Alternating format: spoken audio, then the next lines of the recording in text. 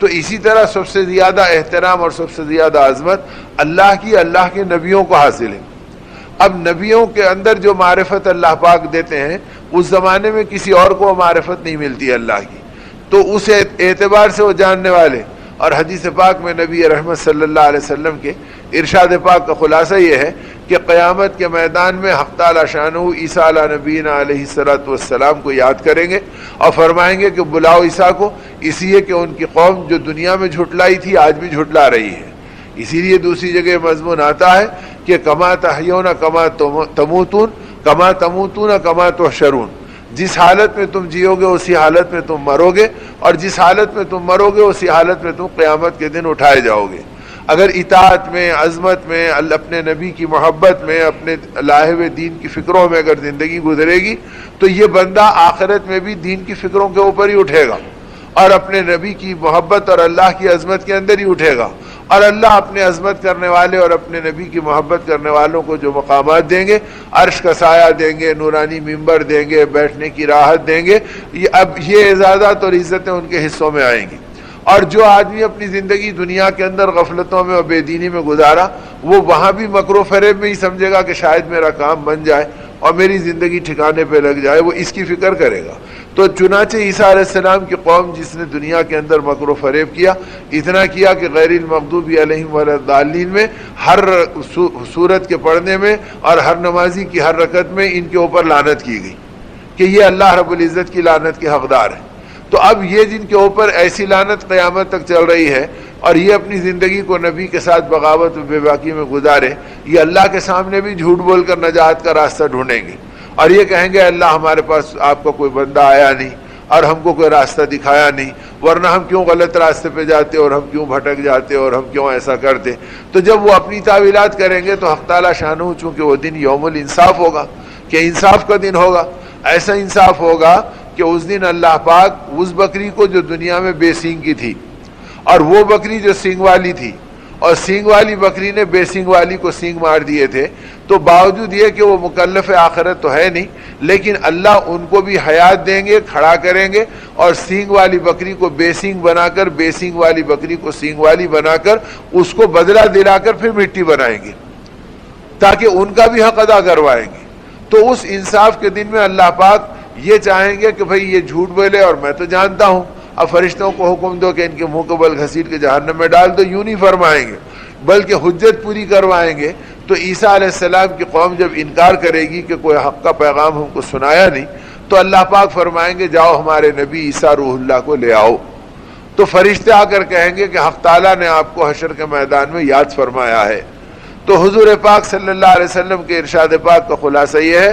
حضرت عیسیٰ علیہ السلام جب سنیں گے کہ میرے اللہ نے مجھے یاد کیا، تو حیبت الہی سے بدن کانپ جائے گا اور رونگٹے بدن کے سارے کھڑے ہو جائیں گے اور ایک ایک بال ایسا تن جائے گا کہ اس کی کیفیت بدل جائے گی، اور حیبت کی وجہ سے بجائے بال سے پسینے کے قطرے ٹپکے، بدن کے ہر بال سے خون کا دھارا جاری ہو جائے گا۔ تو اتنی حیبت طاری ہو جائے گی کہ میرے اللہ آج بلا رہے ہیں، پتہ نہیں کیا معاملہ ہوگا۔ تو ایسی جگہ کے اوپر جہاں انبیاء کی یہ کیفیت ہوگی، اللہ جب اپنا پڑھتے ہوئے رحمت ڈالیں گے تو اللہ پاک عام بندے میں بھی اتنی جرات دے دیں گے کہ وہ اپنے گناہوں کے اظہار پر کہ بھئی اس کے بدلے نیکی مل رہی تو اور چلو ان چیزوں کا ذکر کر لوں۔ تو جب وہ رحمت والے اللہ نے اس مہینے کے اس دہے کو رحمت والا دہا بنایا تو کتنی رحمتوں کی بارش ہو رہی ہوگی۔ اب جب ان رحمتوں کی لذت اور ان رحمتوں کی برکت صحابہ کرام کے اور اہل اللہ کے دلوں میں اتری تھی، تو وہ اس رحمت کے طلبگار بننے کے لیے اپنے لمحے لمحے کے اعمال کو صحیح کرتے تھے،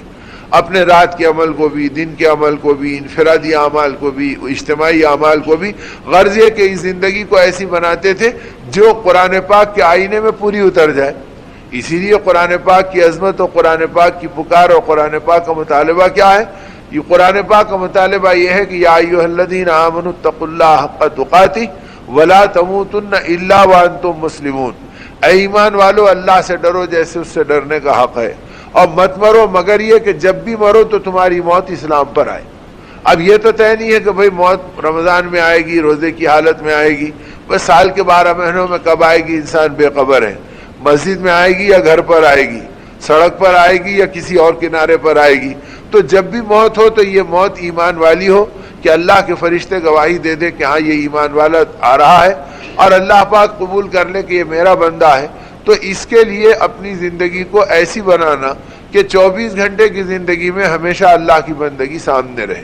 اب اس کے لیے اللہ نے روزے کا عمل دیا، ایک ایسا طویل عمل کہ نماز تھوڑی دیر میں ختم ہو جاتی، تلاوت گھنٹے آدھے گھنٹے میں ختم ہو جاتی، خیر خیرات 5 منٹ میں عمل رخصت ہو جاتا، اور یہ عمل سحر سے شروع ہوتا تو غروب آفتاب تک چلتا ہے، اور ایسے چلتا ہے کہ آپ بازار میں ہیں تو آپ کی عبادت چل رہی، آپ بستر پہ ہیں تو آپ کی عبادت چل رہی ہے، آپ پکا رہے ہیں تو آپ کی عبادت چل رہی ہے، آپ کما رہے ہیں تو آپ کی عبادت چل رہی ہے، اور آدمی کو پتہ نہیں چل رہا۔ تو جیسے ہر حال میں یہ اس کی عبادت چل رہی ہے اور اللہ کی اطاعت میں ہے، تو یہ اپنی 24 گھنٹے کی زندگی سال کے 12 مہینے ایسے بنا لے کہ ہر آن یہ اطاعت الہی کا مظہر بنا رہے کہ میں اللہ کو میں راضی کر کے اپنی زندگی گزاروں گا۔ اب جب یہ رخ صحابہ کی زندگی میں آیا اور یہ رخ جب اہل اللہ کی زندگی میں آیا تو ان کے انداز بدل گئے۔ حضرت رابعہ بصریہ رحمۃ اللہ علیہا کے بارے میں آتا ہے کہ آپ کے انتقال کے بعد کسی بزرگ کے خواب میں تشریف لائی، تو انہوں نے خواب میں دیکھ کے پوچھا کہ رابعہ بتاؤ کیسے گزری آخرت میں؟ تو فرمایا اس کریم کے کرم کا کیا ٹھکانہ، اس نے بڑے بلند انعامات سے نوازا۔ تو فرمایا منکر و نکیر کا سابقہ تو پڑا ہوگا، قبر میں کیا ہوا؟ تو فرمایا ہاں منکر و نکیر آئے تھے، انہوں نے سوال کیا کہ من ربک کا، کہ بتا تیرا رب کون ہے؟ تو میں نے پوچھا کہ یہ بتاؤ کہ تم کہاں سے آئے، میرے رب کے پاس سے آیا کہیں اور سے آئے؟ تو وہ تعجب سے دیکھنے لگے، کہنے لگے ہم آسمان سے آ رہے ہیں۔ تو فرمایا آسمان سے زمین کا فاصلہ کیا ہے؟ تو انہوں نے بتلایا وہ بات جو نبی رحمت صلی اللہ علیہ وسلم نے صحابہ کو سمجھائی تھی کہ ایک آسمان سے زمین تک کا فاصلہ 500 برس کی تیز رفتار سواری کی مسافت کے برابر ہے۔ تو فرمایا کہ ہم آسمان سے آ رہے ہیں جو 500 برس کی مسافت کا فاصلہ ہے۔ تو حضرت رابعہ بصریہ رحمۃ اللہ علیہ نے فرمایا کہ میں نے پوچھا بتاؤ کہ کیا تم اپنے رب کو بھول گئے؟ تو انہوں نے کہا ہم رب کے پاس سے آ رہے ہیں، ہم کیسے بھولیں گے؟ تو فرمایا جب تم 500 برس کے فاصلے سے آ رہے ہیں اور تم رب کو نہیں بھولے، تو میں 5 گز نیچے اتری تو تم کو دھوکہ کیوں ہو گیا کہ میں رب کو بھول گئی؟ جو مجھ سے سوال کر رہے ہیں کہ میرا رب کون ہے، میرے رب سے پوچھو کہ وہ مجھے اپنی باندی تصور کرتا ہے یا نہیں ہے۔ اگر وہ باندی قبول کرتا ہے تو مسئلہ ختم ہو گیا، میں 1000 بار بھی کہوں کہ میرا رب ہے لیکن میرا رب مجھے دھتکار دے تو پھر مجھ سے پوچھ کے کیا کرو گے؟ تو ایسے زندگی کے اندر اللہ کا تعلق بنا تھا کہ ہر حال کے اندر اللہ سے جڑے ہوئے ہیں۔ تو موت کے بعد کی زندگی میں بھی یہ کیفیت۔ حضرت عمر رضی اللہ عنہ کے بارے میں آتا کہ سیدنا عمر رضی اللہ عنہ نے جب قبر کے احوال سنے، منکر و نکیر کا آنا سنا اور وہ سوالات کریں گے سنے، تو آپ نے پوچھا رسول پاک صلی اللہ علیہ وسلم سے، اے اللہ کے نبی جب میں بھی ایسا ہوش ہمیں ملے گا؟ اللہ کے رسول صلی اللہ علیہ وسلم نے فرمایا ہاں ایسا ہوش ملے گا اور اس میں تم سے سوال کیے جائیں گے۔ تو حضرت عمر نے فرمایا اللہ کے نبی اگر ایسا ہوش ملے گا تو ٹھیک ہے، پھر ہم دیکھ لیں گے منکر و نکیر ہمارے ساتھ کیا معاملہ کرتے ہیں۔ تو صحابہ کہتے ہیں آقا ہنس پڑے اور مسکرا دیے۔ اب وقت گزر گیا اور جب حضرت عمر رضی اللہ تعالیٰ کا وصال ہوا تو اس کے بعد آپ صحابہ کے خواب میں آئے، تو انہوں نے پوچھا، غالباً حضرت علی رضی اللہ تعالیٰ عنہ جہاں تک نام یاد پڑتا ہے، انہوں نے پوچھا کہ امیر المومنین قبر میں کیا گزری؟ فرمایا منکر و نکیر آئے تھے، انہوں نے کہا من ربک کا، میں نے دونوں کے ہاتھ پکڑ لیے اور یہ کہا پہلے تم بتاؤ کہ تمہارا رب کون ہے، مجھے اطمینان بھی تو ہو کہ تم میرے رب کے پاس سے آیا کسی اور کے پاس سے آئے۔ اب وہ گھبرا کے دیکھنے لگے ایک دوسرے کو، تو ایک نے کہا یہ عمر ہے، اگر یہ ناراض ہو گئے تو اللہ ہم سے ناراض ہوں گے، ان سے ادب کا معاملہ کرو۔ تو میرے دوستوں اور میرے بزرگوں، میں یہ عرض کر رہا ہوں کہ ایسے زندگیوں کو بنایا تھا کہ ہر حال میں اللہ کے ساتھ تعلق، تو اس کے نتیجے کے اندر قبر کے اندر اللہ کا تعلق ظاہر ہو رہا تھا۔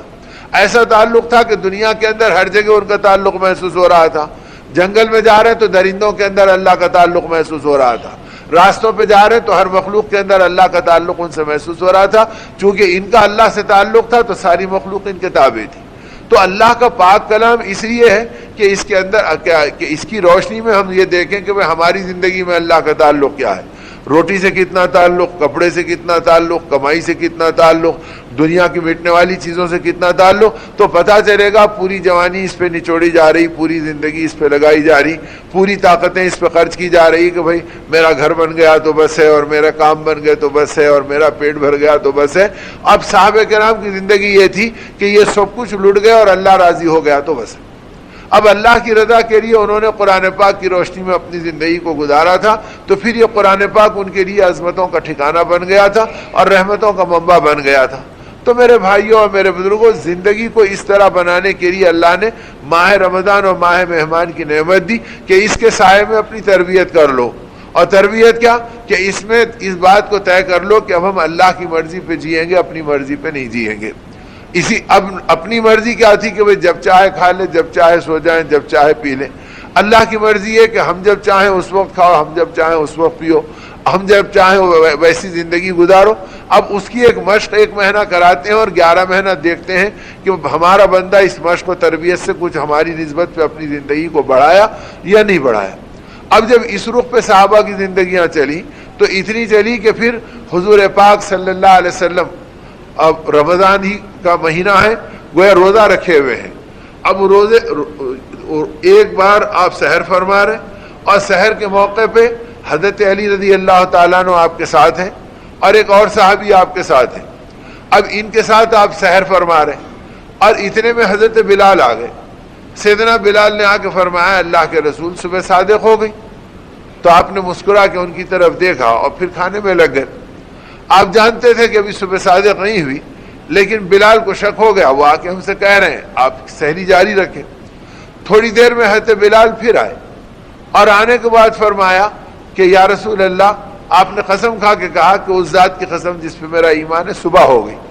جب یہ کہا تو آپ نے اپنے ہاتھ روک لیے اور فرمایا جا اذان دے دے،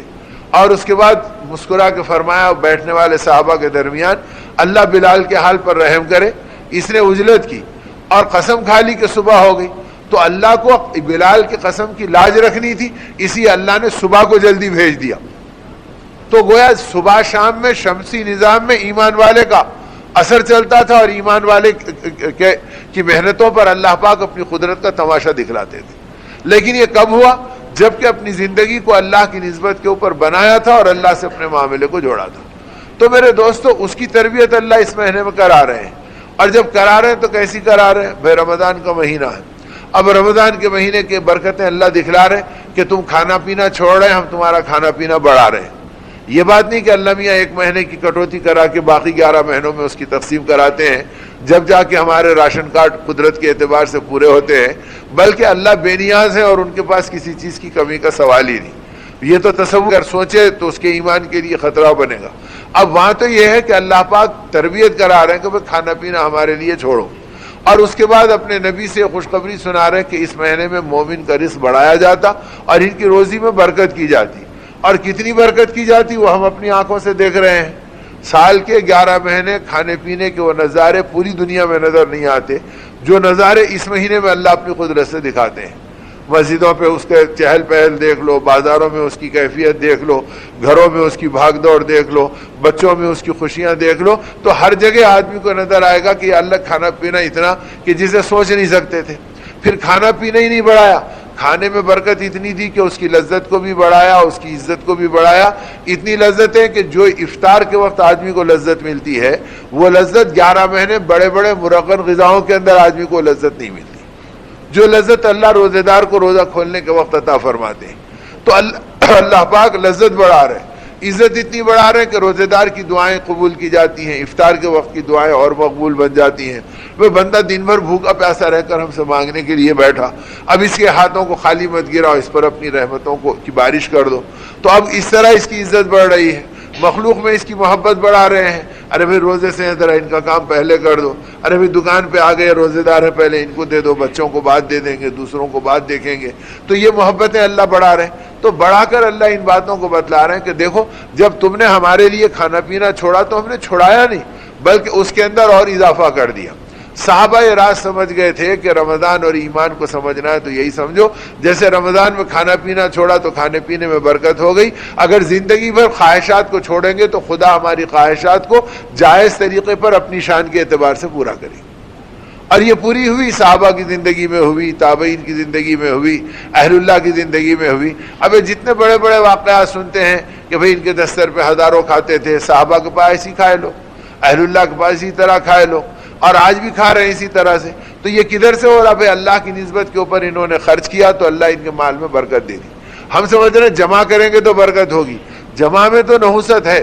کہ آدمی جتنا جمع کرنے کی چکر میں پڑتا ہے پھر یہ انہی چیزوں کے اندر اپنی زندگی کو لگا دیتا ہے کہ بھئی 99 کے پھیر کے اندر اپنے آپ کو ڈال دیتا ہے. اس راستے پہ کوئی اللہ کا ولی نہیں چلا اور کوئی اللہ کا حبیب بندہ نہیں چلا، بلکہ سلیمان دارانی رحمۃ اللہ علیہ جو اپنے زمانے کے مشہور فقیہ امت بھی ہیں اور اہل اللہ اور اولیاء اللہ کے امام ہیں، ان کے قول کا خلاصہ یہ کہ فرمایا کہ اے ایمان والو یاد رکھو یہ دنیا اتنی بے حیثیت و بے قیمت ہے، اگر کسی نے ایک بار اس کو محبت کی نگاہ سے دیکھ لیا تو اس کا ایمان پر خطرہ پڑ گیا کہ کب چھن جائے گا اور کب اس کے حالات بگڑ